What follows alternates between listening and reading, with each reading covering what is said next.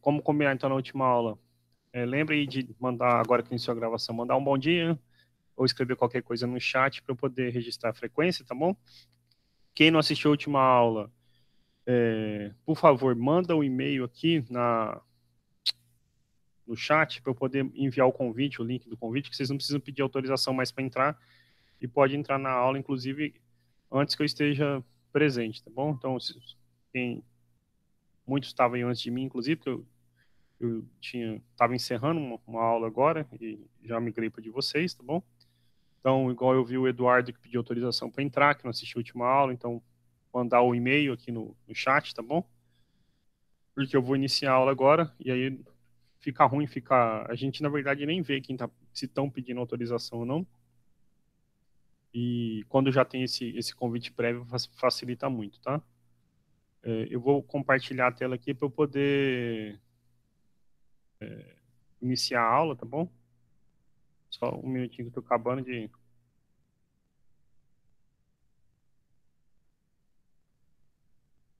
Mestre, dia 22. Ok? Um último recado importante, lembrem aí de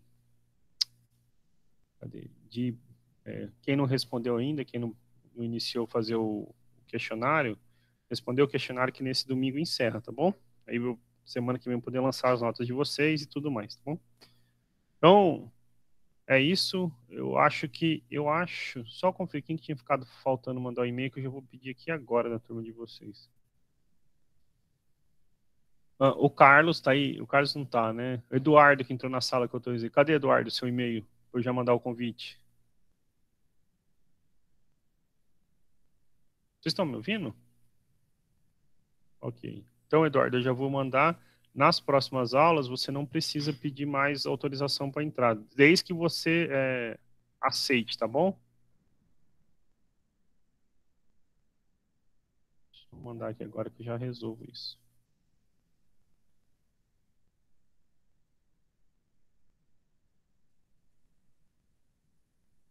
Pronto, Eduardo, você já deve ter recebido e-mail. Acabar a aula, você dá o aceite lá. A Ruth, que acabou de entrar. Bom dia, Ruth. Me manda seu e-mail, por favor, para eu poder deixar o convite, você não precisa ter que pedir autorização para entrar nas próximas aulas.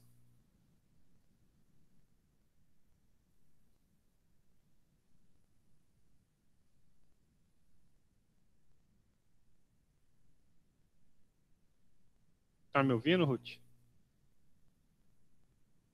Obrigado. Eu já vou mandar igual eu fiz pro Eduardo, eu vou mandar para você.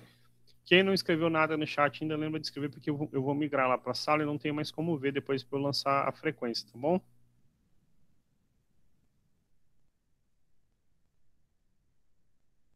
Ruth.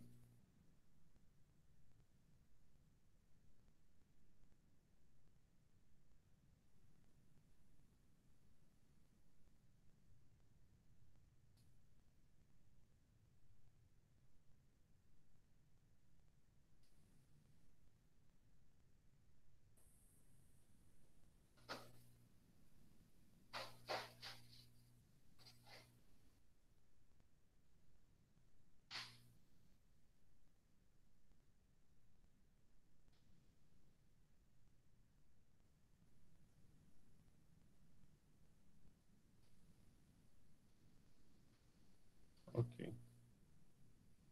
Quem é Vicky que entrou agora, que eu autorizei?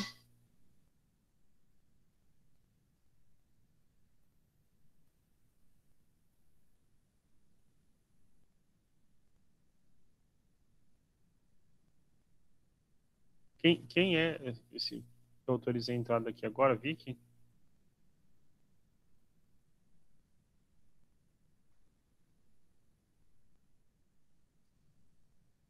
O- É a Vitória, né? Então, eu já pedi, por favor, primeiro deixar o nome certinho, senão depois eu não tenho como lançar lá a frequência. E eu não mandei um e-mail para você poder. Você mandou um e-mail na última aula? Eu não estou achando o seu nome aqui do e-mail. Por favor, manda o seu e-mail aí para eu poder. Já vai dar 10h20, eu queria iniciar a aula, mas assim, eu, manda por favor seu e-mail para eu poder enviar ali o convite, igual eu fiz aqui para o Eduardo agora e para a Ruth.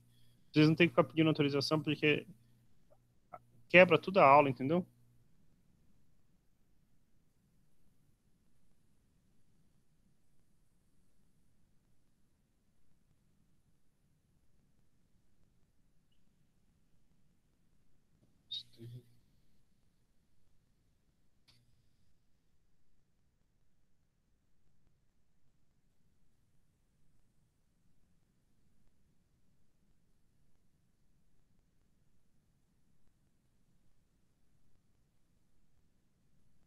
Ô Vitória, Vitória, alô, Vitória, é, você tá na sala certa? Com certeza. Meu nome não tá você não é do. Glória Vitória de Almeida Cardoso. Desculpa, eu tô olhando lá no V, ok. Desculpa. Não, tá bom. Agora tudo bem. Certinho? É que eu tava olhando em Vitória, aí eu não tava achando, ok? Eu vou. Então, agora acho que eu já resolvi o problema. Eu já tava até com dúvida. Eu fui até abrir o que é acadêmico antes de começar a aula, porque eu olhando no Vitória e não achava. Eu vou te mandar o e-mail agora, e aí eu chega desse trem de e-mail que eu preciso dar aula, tá? Ok, obrigada. De nada. Se vocês souberem de algum colega que não assistiu a aula, mas vocês conhecem, ele sabe que a pessoa vem para a aula e tudo mais, lembra de, se puder mandar o e-mail aqui, que eu deixo o convite, entendeu? Evita essa confusão assim, tá bom?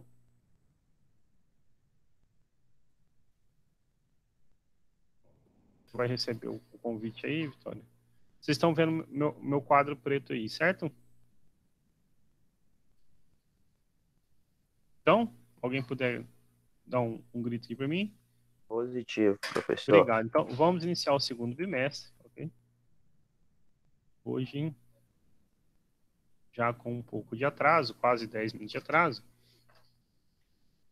Então, o que a gente vai falar em segundo bimestre? Nós vamos continuar falando de funções, esse curso é de funções, e vamos falar no capítulo 3 sobre funções afins. Okay? O nome do capítulo 3, na verdade, é funções afim e modular. Nós vamos falar mais sobre funções afim e no finalzinho sobre modular. E o objetivo ainda é nesse segundo bimestre falar sobre funções quadráticas, ok? Mas então vamos começar com funções afim e definir, então, dizer o que é uma função afim. Nós aprendemos, né, o que era uma função, então uma função, para você se recordar aí, uma função, você tem um conjunto A, um conjunto B, uma regra que ensina como que relaciona cada elemento de a um único de B. E isso a gente chama de função, ok? Existem vários tipos de funções. A que a gente vai falar aqui agora então é sobre função afim. Então, o que é uma função afim? Okay? Uma função f de R em R, f de R em R, dada por f de x igual a x mais b,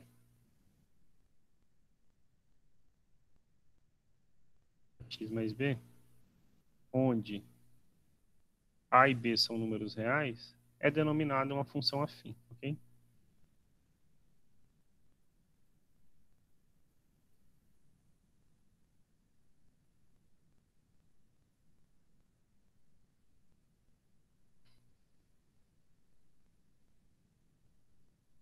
Então, função afim são funções desse tipo aqui, f de x igual a x mais b, ok? Exemplos de funções afim, tá bom? Então, um exemplo, a gente viu isso também no bimestre passado, mas sem dizer que chamava função afim, ok? Então, exemplozinho simples, f de x, sei lá, 2x mais 1, ok? Exemplo, sei lá, b, f de x igual a x sobre 2 menos 3. C, sei lá, menos 2x. D, de x igual a 2. Okay? Alguns exemplozinhos. Vou pôr mais dois aqui, só para fazer um comentário. Porque aqui a gente está chamando de x, mas não importa que é variável. Okay? Pode ser x, pode ser s, pode ser t. Por exemplo, vocês vão estudar em física movimento uniforme, movimento circular uniforme, equações horárias. Então, por exemplo, assim, você pode determinar a velocidade em função do tempo, ok? Aí vocês vão ver que é uma equação, é uma função desse tipo, uma função afim, uma função onde a potência é 1, mas são exemplos de funções afim, tá bom? Nessa primeira aqui, ó, o A é 2 e o B é 1, ok? Nessa segunda, o A é meio, porque meio x, certo? 1x sobre 2. E o B é menos 3. Na terceira, o A é menos 2 e o B é 0. Na quarta, o A é 0 e o B é 2. E nesse quinto exemplo nosso, o A é 2 e o B é 1. Curiosamente, olha só, até esta função e esta são parecidas. Se a gente pensar que, na verdade, sim, se x e t estiverem no mesmo intervalo, por exemplo, se forem todos reais, a função é a mesma, ok? Só mudou a cara, né? Porque é 2x mais 1, 2t mais 1. Mas para que funções sejam iguais, domínio contra domínio tem que ser iguais e a regra tem que ser a mesma, ok? Então, só vai ser diferente se a gente mudar o nosso intervalo t aqui. Agora, pensando, por exemplo, assim, como eu falei, se fosse velocidade, certo? O tempo não é negativo, né? Então, a gente poderia pensar assim, o tempo t maior ou igual a zero, né? Então, não tem tempo negativo. Então, aí, por exemplo, nesse caso, essa função seria diferente dessa, ok? Mas, mais do que estar preocupado com isso, eu só quis dizer que existe, então, não importa qual é a variável que a gente vai pôr, tá bom? O importante é entender que funções afim são funções onde alguém vezes a variável mais um termo independente, ok? Uma observação sobre esse exemplo D aqui, certo? Esse exemplo D, então, observação. Vamos pôr algumas observações, tá bom? Quando a nossa função é desse tipo, f de x igual a sol b, a gente chama ela de... Eu já acho que eu escrevi isso no mês passado, mas não custa reforçar. A gente chama de função constante. Ok? Não tem o termo... O azinho aqui, pra gente, que na verdade a gente vai chamar de coeficiente angular da função, ok? Então, eu vou aproveitar essa observação e vou pôr esses nomes, tá? Se f de x é ax mais b, então a e b recebem nomes especiais pra gente aqui. Então, eu vou fazer o seguinte.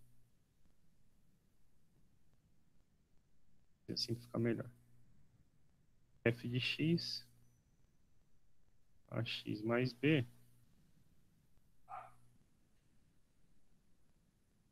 o a nós chamamos de taxa de variação,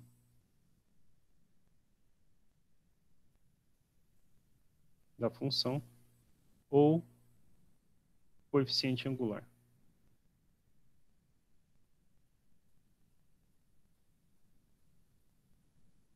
O b nós chamamos de valor inicial, ou coeficiente linear. Ok? Devia ter botado a setinha aqui, né? Eu não gosto que o treino fica organizado. Eu gosto do quadro porque no quadro a gente já sabe se localizar. Ok? Mas então finge que tá...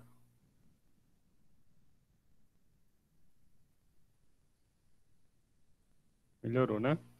Menos feio. Então, só para tentar explicar um pouquinho desses nomes, tá bom? Nessa observação. A gente vai falar na próxima aula sobre gráficos de funções afim, tá bom? Mas assim, eu só vou dar uma adiantadinha aqui, é o seguinte. a gente vai ver que gráfico de funções afins são retas. Então, por exemplo, isso é o gráfico de uma função afim, certo?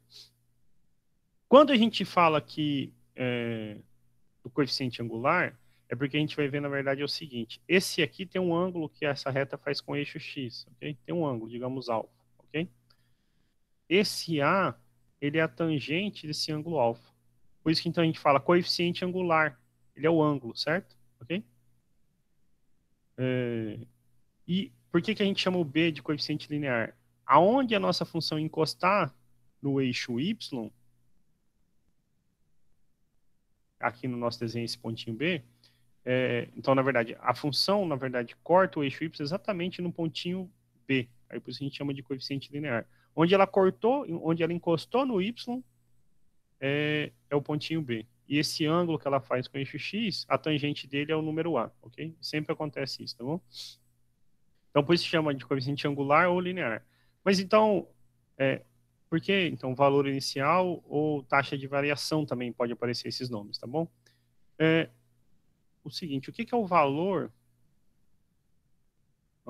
de f de x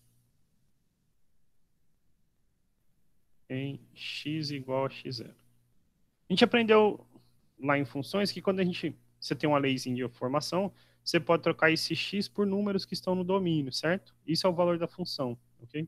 Então, f de x0 é trocar o x pelo número x0. Então, por exemplo, vamos voltar aqui no exemplo A, tá bom? 2x mais 1, ok? Então, f de x era 2x mais 1, por exemplo.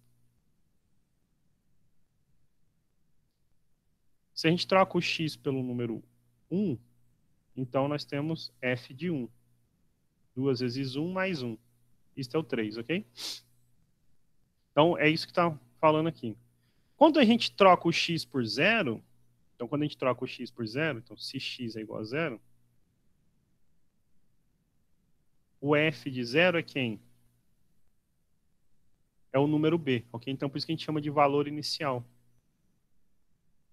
Valor inicial, ok? É onde a nossa função começa. Você pode pensar assim, ela parte daqui, né? Ok? Então por isso que a gente chama de valor inicial. É só um nomezinho, ok? Então, por exemplo, nesse exemplo nosso aqui, qual é o valor inicial da função? É o número 1, né? Vou até 2 vezes 0 mais 1. Esse é o número 1, ok? É o valor inicial. E taxa de variação, então isso aqui, como eu falei, o valor inicial.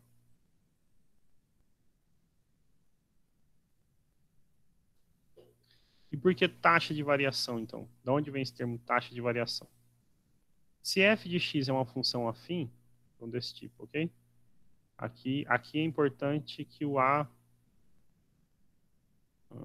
Não, aqui não precisa, pode deixar. Se f de x é uma função afim, o que acontece quando a gente faz a seguinte continha?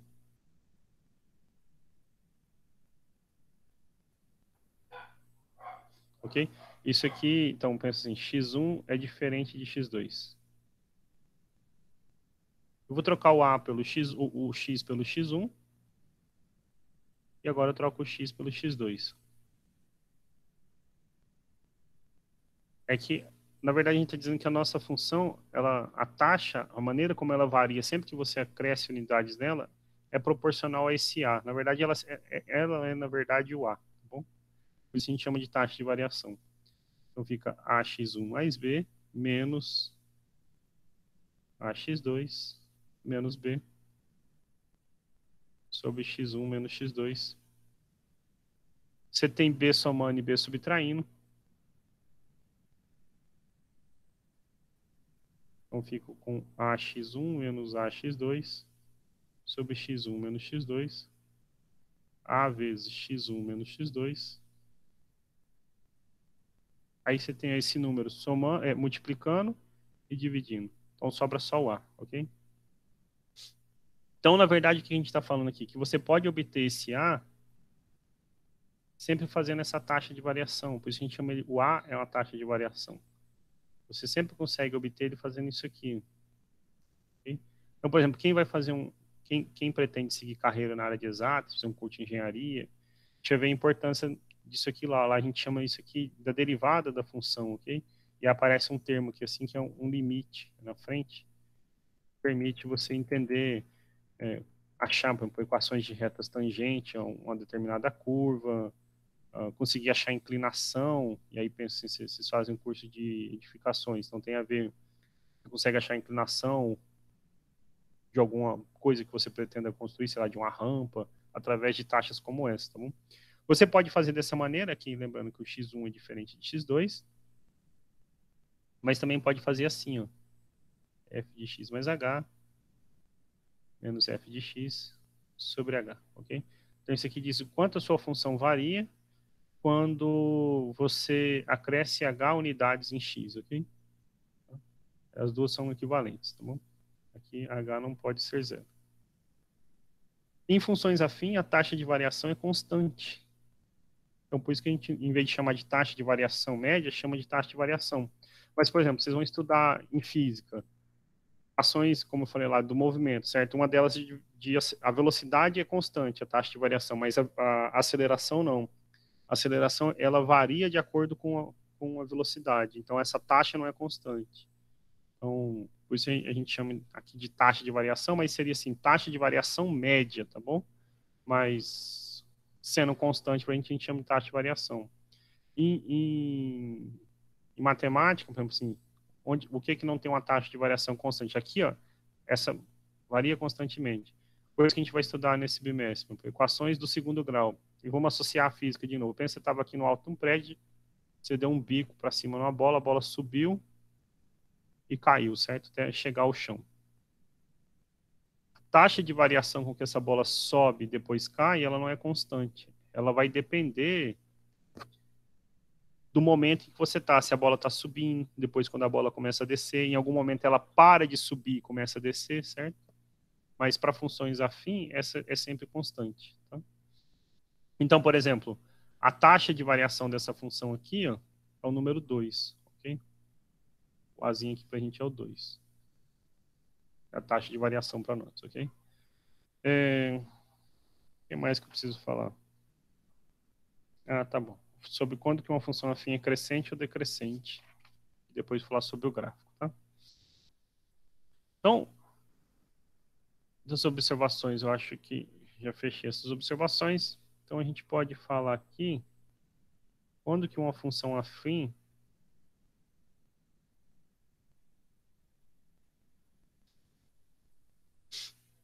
ela é crescente e quando ela é decrescente. Ela é crescente quando a sua taxa de variação for positiva. E ela é decrescente quando a sua taxa de variação for negativa, ok? E a gente vai dizer que ela é constante quando a taxa de variação for nula, ok? Então, vou deixar só crescente e decrescente e acrescento um constante aqui. Mas então, ela é crescente quando, vamos então pensar assim, né? F de x é ax mais b, ok? Então, quando A for positivo, ok? Então, vamos tirar esse aqui dela, vamos deixar só quando A for positivo.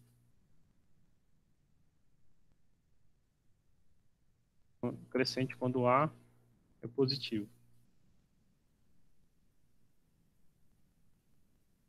E ela é decrescente quando o A é negativo, tá bom?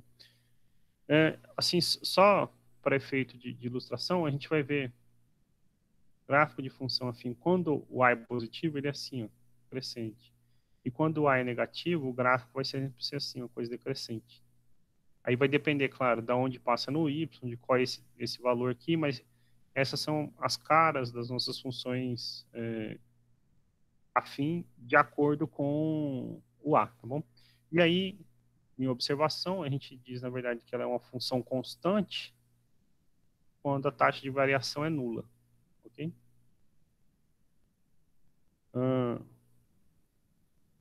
A título de sugestão de exercícios para vocês, eu vou deixar aqui a observação. Vocês vão ver lá, eu tenho sempre alimentado aquele material que eu preparo para vocês, esses exercícios já estão resolvidos, mas a sugestão é que vocês pensem a respeito. Se não conseguir, pode consultar lá a solução. Às vezes, um ou outro, quando eu tenho tempo, eu gravo um vídeo, tá bom? Então, na página 77, os números 1, 2, 3 e 4, tá bom? Eu vou aproveitar agora e vou fazer um desses exercícios aqui. Eu só abrir lá para ver qual que eu vou fazer.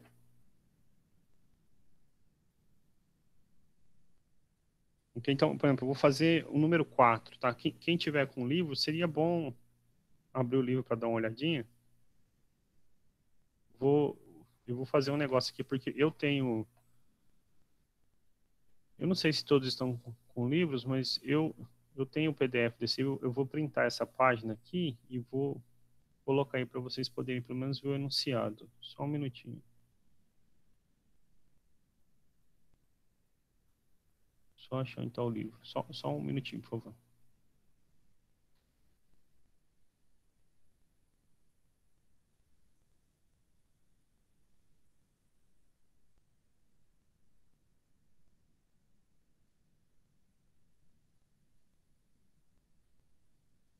Página 77.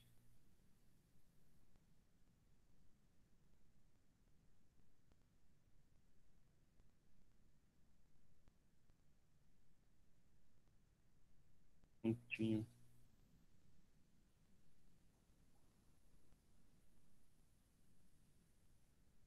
Vocês estão vendo aqui agora o enunciado?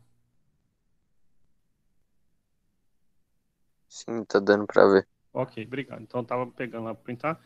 Como o PDF que eu tenho do livro de professor, vem a resposta aqui, mas mais importante é a gente montar e resolver, tá bom?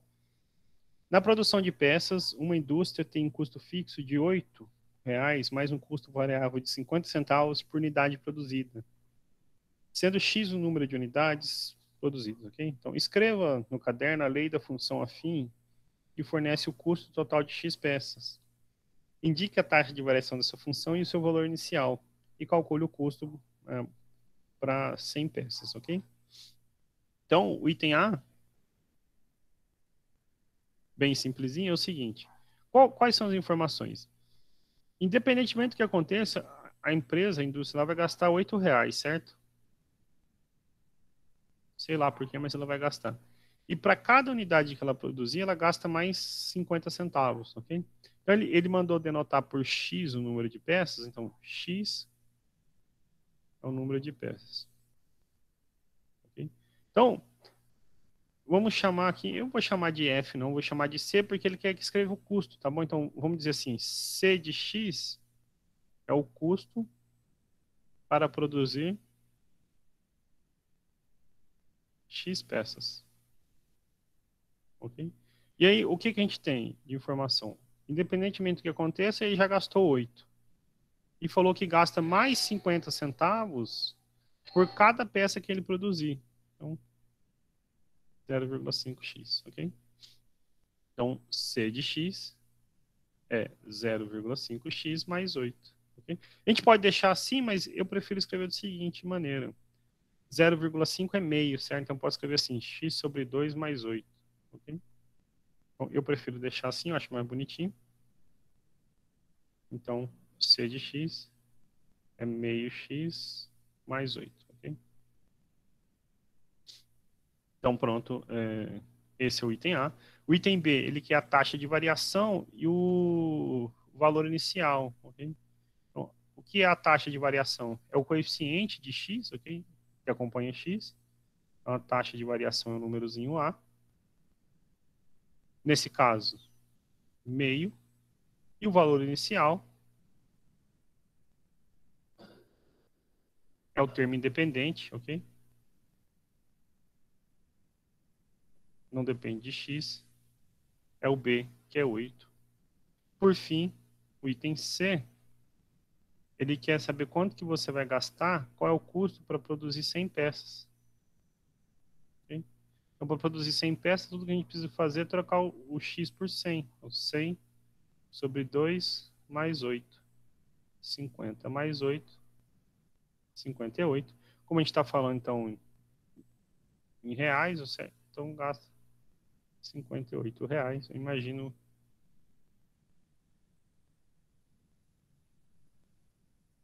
que ele está produzindo alguma coisa bem baratinha, né? Produzir 100 peças gastando R$ 58. Tá bom? Mas é só isso a questão, tá bom? Eu vou adicionar aqui uma sugestão para vocês, é de resolverem aqui, como eu já fiz o 4, certo? Fiz o 4, eu vou acrescentar aqui então para vocês fazerem o 8, tá? Mas assim, essa é a ideia inicial. Se alguém tem alguma pergunta, podia aproveitar o momento, porque senão eu vou começar agora a falar sobre gráfico de funções afins, ok?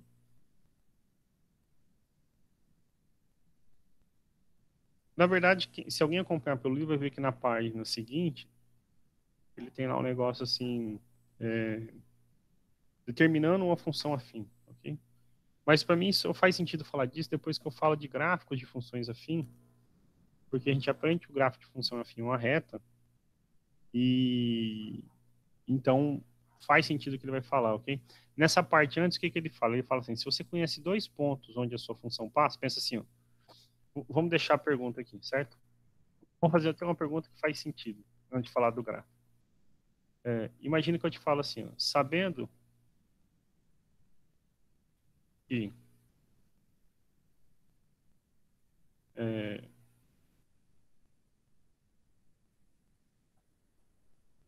f de x é uma função afim e que, sei lá, f de 0 é 2 e f de 2 é 0, determine a função afim, ok?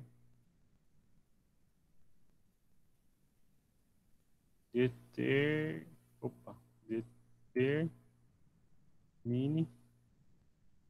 a função afim. Ok? A gente vai resolver isso, a gente pode falar disso sem falar de gráfico, mas para mim faz mais sentido falar de gráfico primeiro pelo seguinte. O que ele está falando aqui para a gente a gente pode trocar essa pergunta por outra, ok? Que é, na verdade, a mesma, só que escrita de outra maneira. Ele fala assim, ó, sabendo que tananá f é assim e que, ok, então, f de x é x mais b e que 0, 2 e 2, 0 pertencem ao gráfico de f, determine a função, ok? É a mesma pergunta, ok?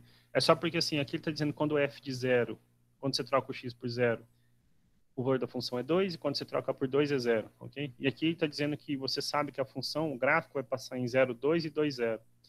Como eu adiantei ali, eu falei para vocês, gráficos de funções afins são retas. Então, quando ele está falando 0, 2, significa o seguinte, quando o x é 0, o y é 2. Imagina que esteja aqui. E quando o x é 2, o y é 0. E aí, então, ele fala assim, o gráfico, né, esses pontos estão no gráfico. Essa é a reta. E aí, a gente, na verdade, vê que existe uma única função que satisfaz isso. Então, geometricamente, essa pergunta faz sentido, certo? Para a gente achar quem é a função. Por isso, eu vou falar de gráfico primeiro, depois como a gente determina a função, tá bom? Mas pode ficar aí para vocês pensarem, é facinho para resolver, depois a gente resolve o problema. Então, mas o importante aqui, eu falei, esses dois problemas, na verdade, é um só, são o mesmo, a mesma pergunta, tá? Então, o que que são gráficos de funções afins?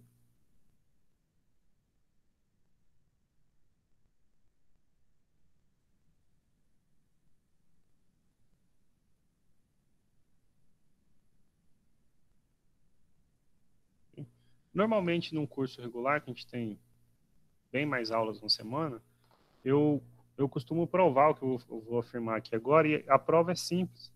Mas, assim, a gente sempre pode provar que o gráfico de uma função afim é uma reta.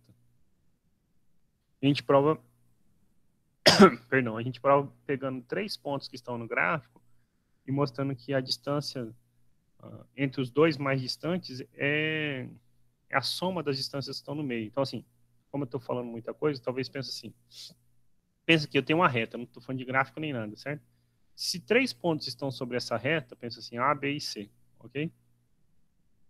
A distância entre os dois mais longe, ou seja, entre A e C, a distância de A até C, a gente pode escrever como sendo a distância de A até B, mais a distância de B até C. Isso só vale por quê? Porque a gente está numa linha reta, ok? Então, assim, daqui para cá e daqui para cá, se eu somar esses dois, vai dar a distância total. Se eles não estivessem numa reta, pensa assim, eu tenho um ponto A, tenho um ponto C e tenho um ponto B aqui no meio, ok? Então, isso é propriedade do triângulo, né? Essa distância de A até C, ela é menor do que a distância de A até B, mais a distância de B até C, ok? Ela é menor. Okay? Então, aqui a gente pode, propriedade do triângulo, ela é menor do que a distância de A até B, mais a distância de B até C. Isso vale para qualquer lado para lados de qualquer triângulo, certo? Chama desigualdade triangular. A distância de um lado, o tamanho de um lado é sempre menor do que a soma das medidas dos outros dois, ok? Quando eles estão alinhados, não. Então, é fácil até provar isso, mas, assim, gasta um tempinho, assim, relativamente grande, Paulo, pensando em aula de 45 minutos, então eu não vou provar, tá bom? Mas, então, eu vou deixar afirmado isso, e, por exemplo, eu não sei se o livro faz, mas nesse momento, acho que é mais importante apresentar alguns fatos do que focar nisso, tá bom? Mas é fácil de achar referência na internet que faz. Depois, se alguém tiver curiosidade e quiser saber por quê, eu gravo um videozinho explicando por que isso é verdade, tá bom? Mas então, se a gente tem uma função desse tipo, ax mais b, okay? Recorde lá que a gente viu o que era o gráfico na função. O que é o gráfico da função? Então, são o conjunto de pontos do plano, p de x, y, ok? Tais que este y, ele tem que ser f de x, certo? O y tem que ser f de x, mas f de x pra gente é ax mais b, né? Esse aqui é o f de x. Essa é a definição do gráfico. Então, a gente pode simplesmente escrever assim, ó. São os pares ordenados x, né? E y, ax mais b,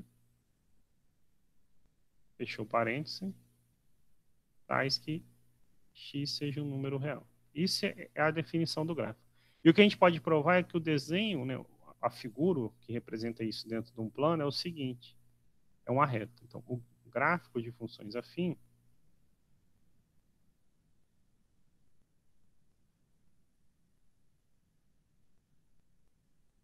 são retas, ok? E a gente aprende lá na geometria, no início dos nossos estudos lá, quando a gente começa a aprender geometria euclidiana, que dois pontos distintos determinam uma reta, certo? Na verdade, assim, dados dois pontos distintos, existe uma única reta que passa por esse ponto, ok? Então, quando a gente quer falar, então, de fazer o esboço do gráfico, então, para falar sobre o esboço do gráfico, qual seria a representação mesmo dele no plano? Como a gente está observando que é uma reta, o que a gente precisa falar? Nós precisamos de determinar dois pontos, ok? Então, basta determinar dois pontos. Como assim determinar dois pontos? Ó, você tem, então, sua função, certo? A gente sabe quem é a função. Você vai escolher dois valores para x e substituir, achar os y. Com isso, você monta o gráfico da sua função. Então, exemplo aqui, ó, exemplo. Eu gosto sempre desse exemplozinho aqui, não sei porquê, f de x, 2x mais 1. Como a gente precisa de dois pontos, estou falando para vocês, a gente escolhe dois valores para x. Então, sei lá, x igual a menos 1, um exemplo. O quanto que é o f de x nesse caso? É 2 vezes menos 1, mais 1. Menos 2 mais 1 é menos 1. Então, quando o x é menos 1, o y é menos 1. Temos um ponto, certo? E sei lá, se o x for 1, por exemplo, o f de 1 é 2 vezes 1 mais 1, que é 3. Então, quando o x é 1, o y é 3. Temos o segundo ponto. A gente vem aqui no plano.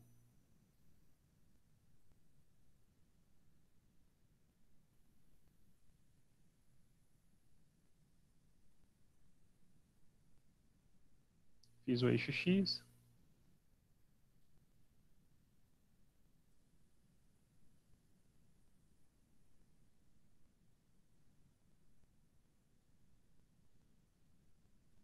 Fazer o eixo Y aqui. Ok? E aí a gente precisa fazer o quê? Vou chamar para esse ponto de A e esse ponto de B. Okay? Marcar o ponto A. Então, imaginar que o menos 1 esteja aqui. Menos 1 para X e menos 1 para Y. Então, vou escrever o menos 1 em cima aqui. Menos 1 e menos 1. Menos 1 e menos 1. Agora está na escala. Então, este é o nosso pontinho A. Pontinho B eu vou marcar de amarelo, por exemplo. É 1 e 3. Então, assim, ó. 1, 2, 3.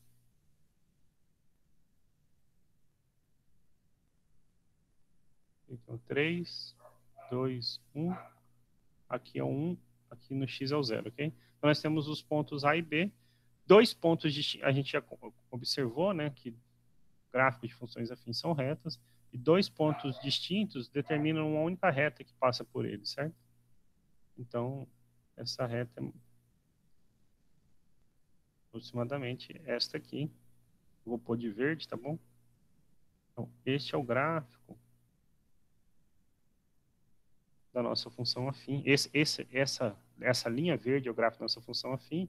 Qual é a função afim? Y, né, igual a 2x mais 1. Então, isso de verde é o gráfico da nossa função afim.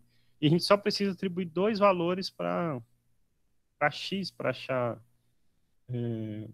este gráfico, tá bom? Agora, existem valores que são mais interessantes para a gente, ok? A gente vai estar interessado em dois valores específicos, e eu vou tentar detalhar isso com mais calma na próxima aula, mas assim, vou pôr o vermelho aqui. Eu estou interessado onde ele vai passar no eixo Y, que é o valor inicial, e a gente já sabe, na verdade, esse Bzinho aqui, ok? E estou interessado onde ele corta o eixo X. Tá vendo que essa linha verde em algum momento cortou o eixo X aqui pra gente?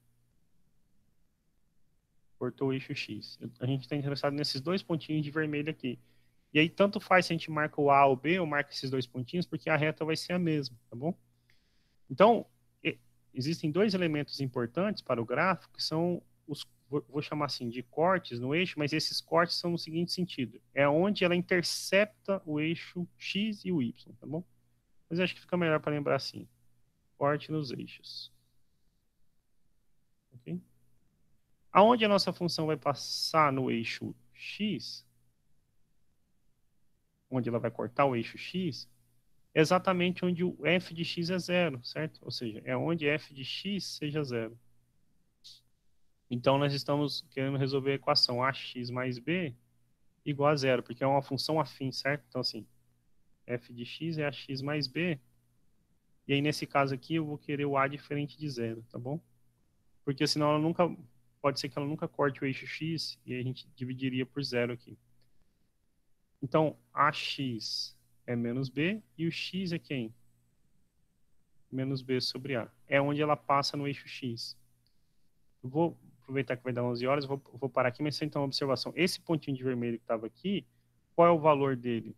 Pelo que a gente falou, o x é quem? Menos o valor de b, então menos 1 sobre 2, ok? Se a gente calcular, só a título de curiosidade, o que é f de menos 1 sobre 2? É trocar o x por menos 1 sobre 2. 2 multiplicando, 2 dividindo, fica menos 1. Mais 1, 0, ok? Então a gente achou o corte no eixo x. Vai virar 11 horas agora, então eu não vou falar, mas do eixo y é só fazer o x igual a 0. Olha, deu tempo, ainda não virou 11. Ou seja, é o ponto do valor inicial. É o pontinho, então, que tem coordenadas 0 e b, certo? Então, está até marcado aqui de amarelo, esse é o número 1, é onde a nossa função passa no eixo y.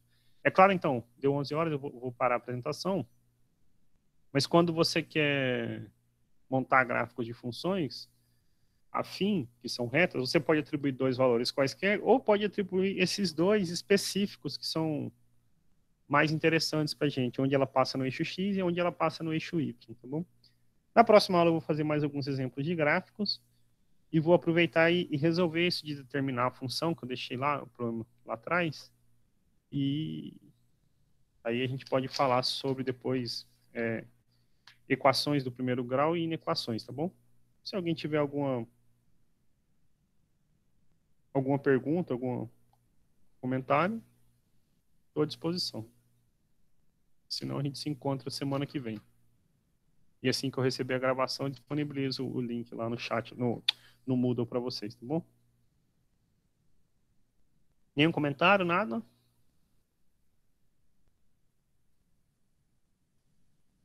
Ok, gente. Então é isso, tá bom? Por hoje era só. Eu vou parar a gravação agora. E aguardo vocês na próxima terça. As notas só vão sair na hora que encerrar o questionário. O questionário acaba nesse domingo, meia-noite, Vitória. Então, só tipo, na segunda-feira eu vou ter condições de postar, tá bom? Mas aí, segunda-feira mesmo eu já posto para vocês, tá? Boa semana também para você, Letícia, para todo mundo. E agora eu estou encerrando então a gravação.